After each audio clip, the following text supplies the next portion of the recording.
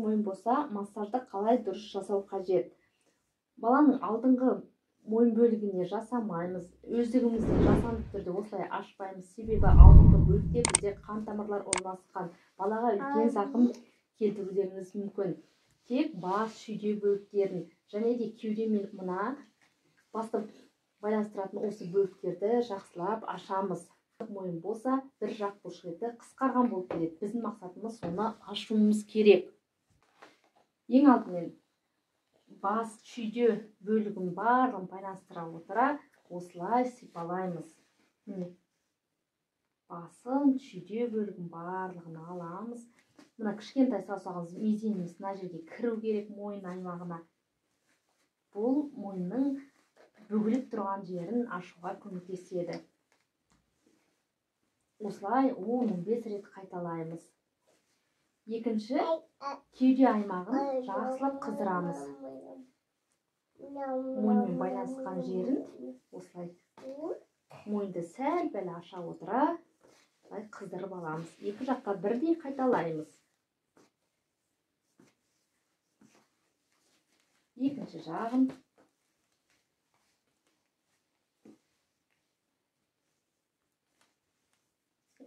Он 15 рет. Келесі жаттығу осы кеуде аймағына баратын жерде спираль тәрізді қимылдарды жасап қыздырамыз, уқалаймыз. Сол кезде иығынан сәл-пәл ұстап, осылай астыға қарай тартып тұрамыз.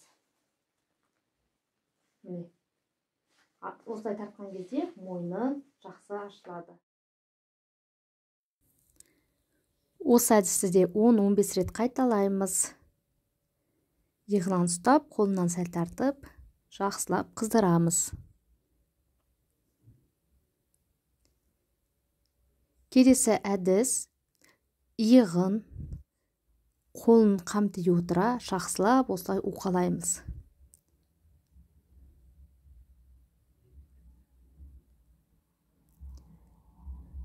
Енді келесі бас, шүйде бөлігін қамти отыра, осылай бас бармағымызды кіргізе отыра мойнын ашамыз. Екі жаққа бірдей қайталаймыз. Бас бармағымыз мойынның арасына кіретіндей жасап қажет.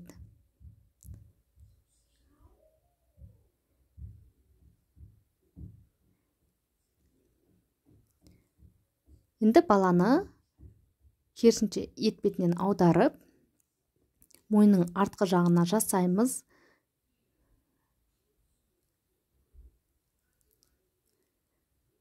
Әдеттегіше сипалап, баланың денесін массажға дайындаймыз. Бірінші әдіс ол осылай пилит еткен тәрізді. Басын қоса, қамти отыра, уқалаймыз, қыздырамыз.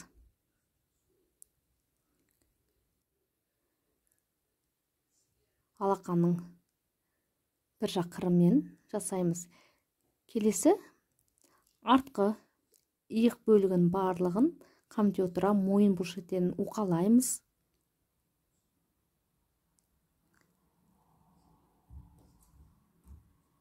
Қолымызды сәл-сәл батыра, алайда ауырсыну сезімін тудырмау қажет.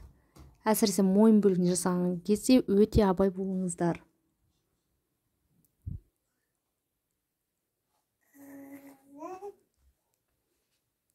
Әрбір қимылдан соң сипалап отырамыз.